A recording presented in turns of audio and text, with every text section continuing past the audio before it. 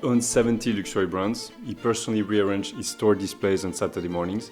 He turned a concrete empire into one of silk and satin. The richest man in the world is French, with a fortune exceeding $200 billion. Let me tell you the story of Bernard Arnault, the kashmir wolf who tamed the global luxury industry. Bernard Arnault was born in 1949 in Roubaix, northern France, not into struggle but into structure. His upbringing was shaped by wealth, education and expectation. His mother, Marie-Joseph Savinel, was the daughter of a successful construction magnate. His father, Jean Arnault, was an engineer who eventually took over the family firm, Savinel, a company employing over 1,000 people. From a young age, Bernard was drawn to the world of business, not in theory, but in action. As a child, I lived next to the company my grandfather ran.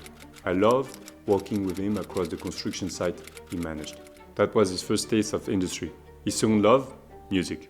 He dreamed of becoming a concert pianist, but talent, he realized, had its limit, and his weren't enough. So he turned to his next stage, academics. He applied to École Polytechnique, the most prestigious engineering school in France. He failed the first time, reportedly due to a broken arm, but returned the next year and passed. Not only did he get in, he graduated top of his class in 1971. At just 22, Bernard joined the family firm as an engineer.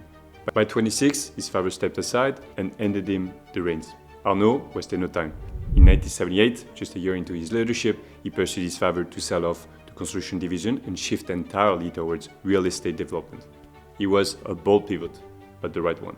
He rebranded the company as Ferinel and specialized in building upscale vacation apartments on the French coast and in the mountains. Within a few years, Ferinel became the #1 holiday real estate developer in France, a national success story. But just as he was gaining momentum, politics got in the way. One of the smartest ways to turn ambition into something real is to start with the right education. Bernard Arnault went to Polytechnique, one of the top engineering schools in France, and if you're aiming to do business at the highest level, getting into a top global business school can open the same kind of doors. The mindset, the skill set, and the network to build something big.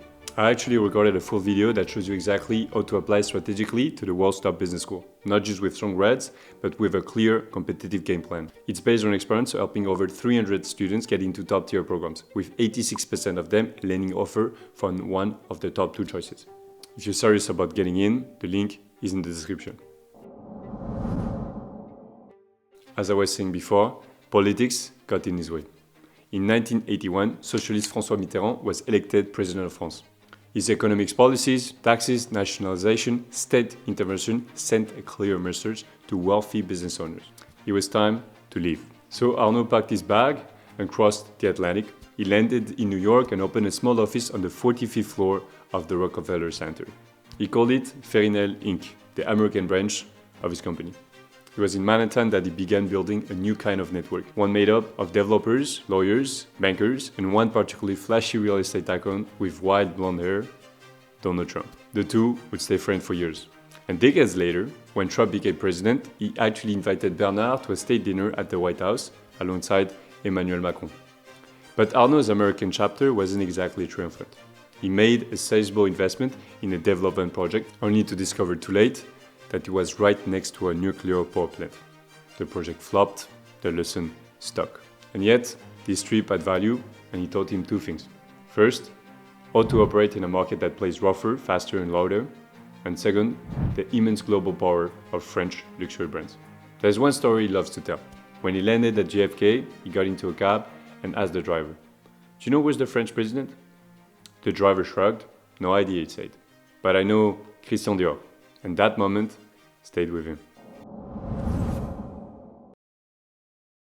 In 1984, Bernard came home. His American adventure hadn't made him richer, but it made him sharper. He'd seen what French elegance meant abroad, and now he was ready to go beyond real estate. He didn't want to build buildings anymore. He wanted to build brands. And Dior, the name that taxi driver knew, was about to come back into his life. Back in France, Bernard Arnault closed the door on real estate for good. He wanted to move into industry, but not just any industry. One opportunity caught his eye: the Boussac Group, a bankrupt, state-owned conglomerate with several assets. Textile factories, retail brands like Conforama, a Le Bon Marché, and above all, a sleeping giant of French luxury, Christian Dior. Despite massive government subsidies, Boussac was on life support. The state refused to keep funding it, but with President Mitterrand in power, mass layoff would have been a political disaster. So they needed a buyer, and fast. Among the contenders, Bernard Tapie, Alain Chevalier, and Bernard Arnault. Then 35 years old, with a personal fortune of around 25 million euros, far too little to acquire the group outright, but Arnault had something else, a plan. He teamed up with banks and made a bold offer. His promise to the government was simple: keep 1,200 of the 15,000 jobs. Not much, for sure, but it was precise. And more importantly, credible. The state, desperate, accepted. There was just one problem. Arnault didn't have the money. So behind the scenes, he borrowed heavily from Crédit Lyonnais, a French bank, quietly bought out over shareholders and took full control. One banker later summed it up. Arnault isn't a creator, he's a predator. And what came next proved it. As soon as he took over, Bernard Arnault acted ruthlessly. 9,000 layoffs, 500 million raised by selling off non-core brands like Conforama. Only two names were kept, Dior and Le Bon Marché. In a socialist France, his method sparked outrage, but they worked. Within 2 years, Dior's stock had tripled. Arnault had invested 40 million francs and was now leading a company worth 8 billion. The legend of the Kashmir wolf had just begun.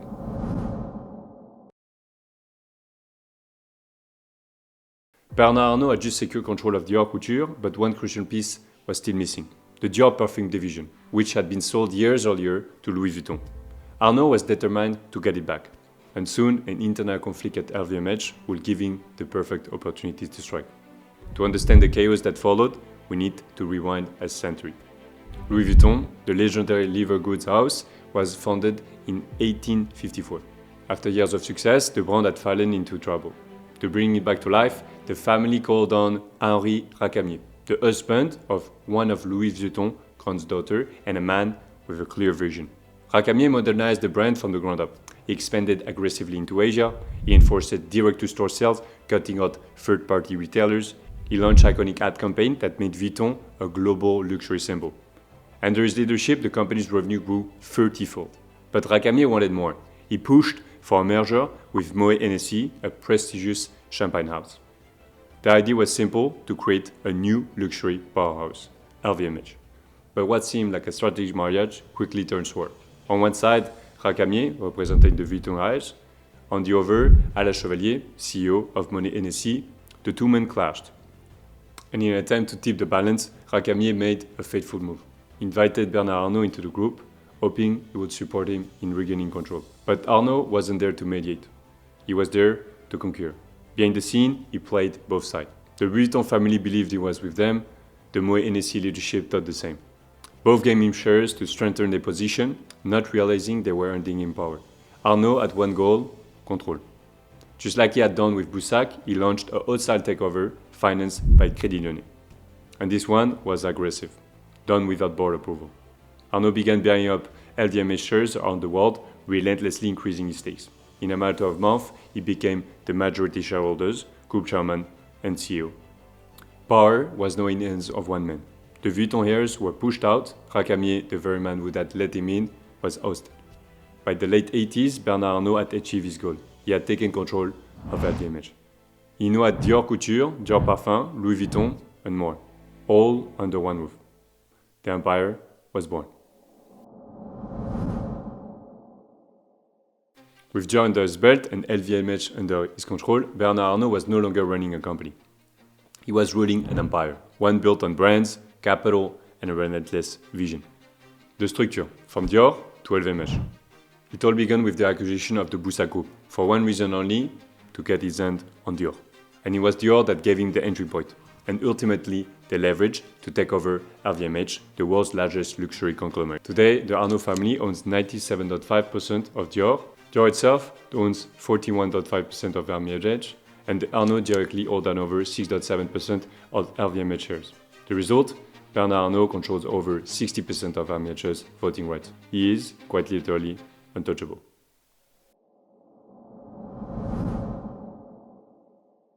From the 1980s onward, Arnault had a clear vision: to build the greatest luxury group in history. His method was simple: acquire iconic houses, scale them globally, and build powerful but invisible synergies between them. Today, LVMH holds over 70 brands across every category of luxury. In France, Dior, Guerlain, Kenzo, Celine, Berluti. Globally, Fendi, Marc Jacobs, Bulgari. In watches, Takeover, Hublot, Zenith. And in 2020 is masterstroke, the $14.7 billion acquisition of Tiffany & Co., the largest deal in luxury history. LVMH portfolio is incredibly diverse. Wines, spirits, jewelry, watches, hospitality, but fashion and leather goods remain the engine, representing 48% of total revenue. And it's not done yet. Rumors are swirling about a possible acquisition of Richemont, owner of Cartier. But even Arnault didn't win every battle. In 2001, he tried to take over Gucci, but his longtime rival François Pinault stepped in. Gucci issued new shares, which Pinault quickly snapped up, diluting LVMH stakes. It was game over. Arnault took the case to court, ironically, as accusing Over of the same takeover tactics he himself had mastered. Then, in 2011, he tried again, this time with Hermès. LVMH quickly built up a stack, reaching 17% in just a few days. But the Hermès heirs didn't blink. They fought back, united, relentless, and they won. In 2017, LVMH stepped down and sold its shares. 2 hour defeats, but unforgettable ones. Arnault didn't build an empire through vision alone. He built it through obsession.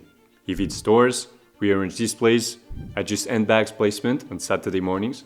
Staff says he's been known to change lighting or suggest alternate bag colors depending on the clientele. He doesn't just oversee the business, he curates it. Like Henri Racami before him, Arnault believes in total image control, from advertising to distribution, store layout to brand collaboration. But above all, he believes in long-term thinking. What matters isn't what a brand is worth today, but what it will represent in 10 years. Arnault bet on international market early. The US, Asia, China. It even opened manufacturing sites, including a Louis Vuitton factory in Texas, personally inaugurated by Donald Trump. Today, LVMH is the world's leading luxury group, the second largest company in Europe, just behind Novo Nordisk. LVMH is valued at 385 billion euros, with 2023 revenues exceeding 86 billion euros. LVMH's meteoric rise has propelled Bernard Arnault to the top of the world's richest ranking. Today, it ranks ahead of tech giants like Jeff Bezos, Elon Musk, Mark Zuckerberg, and even Bill Gates. But unlike them, his wealth wasn't built on algorithm, rockets, or social network. It's built on dreams, branding, and long-term thinking. He doesn't particularly like the title. For him, it's not about fortune. It's about work, brands, legacy. I'd rather be remembered for what I built than for what I was worth. And he didn't stop with LVMH. Bernard Arnault understood something most billionaires only talk about: diversification. Through his venture fund, Aglaé Ventures, he's invested in dozens of tech startups, including Spotify, Netflix, eToro, Airbnb. He's also a major collector of contemporary art and even built the Louis Vuitton Foundation in Paris to house and showcase his private collection. On the real estate front, he owns a private mansion in Paris 7th arrondissement, a villa in Los Angeles, multiple vineyards across France, and as many modern empire demands, he also owns media outlets, including Les Echos, Le Parisien, L'Opinion, and Challenge. And yes, he's also entered the crypto space, recruiting Vanessa Grellet, formerly of Aave, to oversee Aglaé Web3 investment. And for a final touch of luxury, he owns a super yacht called Symphony, valued at over $130 million.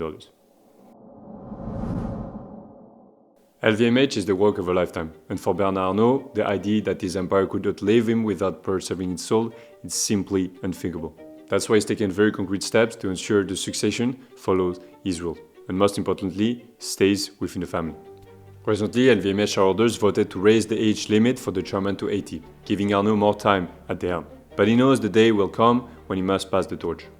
And that torch, he intends to pass to one of his 5 children. Among them, Delphine, currently running Christian Dior Couture and married to the billionaire Xavier Niel, Antoine, head of communication at Christian Dior SE, and 3 sons from a second marriage: Alexandre, now CEO of Tiffany & Co., Frédéric, who leads Takeover, Jean, overseeing watches at Louis Vuitton. Bernard Arnault made it a point to give his children the very best education. All were enrolled at the prestigious Saint-Louis-de-Gonzague School in Paris. Frédéric and Jean even had French classes taught by a certain Brigitte Macron. But legacy isn't just about education, it's about structure. At the core of the Arnault machine lies Agache, the holding company that holds the real power. It's known being a structure to be split between the 5 children, with one mission: secure long-term family control of LVMH. The shares in Agache will be non-transferable for 30 years, unless all heirs agree. Even after that, only direct descendants of Bernard Arnault or entities fully owned by them will be allowed to hold shares. Every transfer will also be subject to a family right or first refusal. Bernard Arnault understood one thing very early: you never let another wolf into your own sheepfold. So here's the truth: Bernard Arnault didn't start from nothing. He came from privilege, but it was his strategy, his ambition, and yes, his ruthlessness that turned his starting capital into the most powerful luxury empire on earth. A tireless worker, an obsessive visionary, he built a global juggernaut and did it all from France. Today, LVMH is like a luxury ETF. 70 plus brands, extreme diversification, record-breaking profit, some seen as a wolf in Kashmir, other as a master craftsman of capitalism. But no matter what you think of him, you really find what success looks like à la française. Hope you liked this video, and I'll see you in the next one. Ciao.